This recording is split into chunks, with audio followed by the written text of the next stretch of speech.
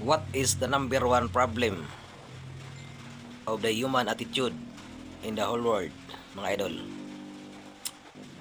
In my opinion, mga idol, greediness. Dahil hindi na ako kontento, mga idol, ang ibang tao. Mayaman na nga sila, nagpapayaman pa. Samantalang maraming naghihirap, nagugutom, na hindi naman tinutulungan. Hindi naman mayroong ibang mga bansa, mga idol. Hindi naman kanila. Gusto pa nilang agawin. Gusto nilang angkinin. Yan, mga idol. Dahil sa kanilang katakawan, gahaman, mga idol. Greediness. Nagkakagulo ang mundo, mga idol, dahil sa greediness, pagkagahaman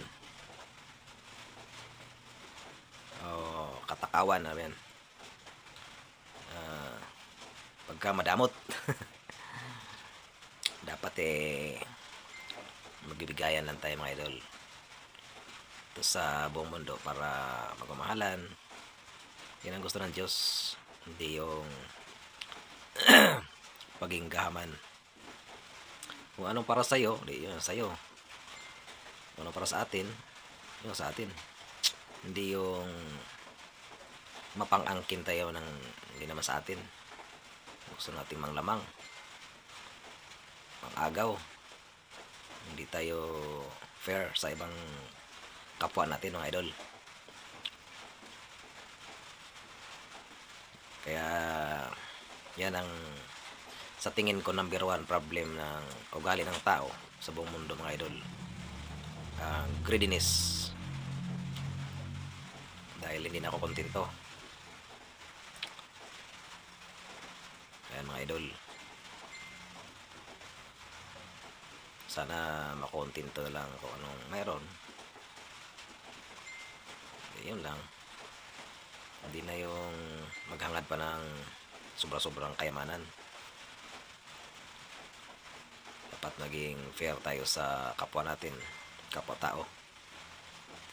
Hindi porket malakas ka na bansa o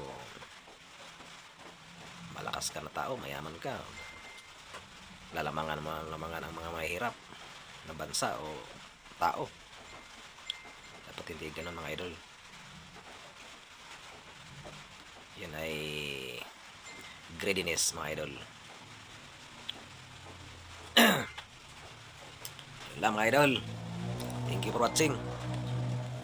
Please like, comment, follow, and share. Bye bye.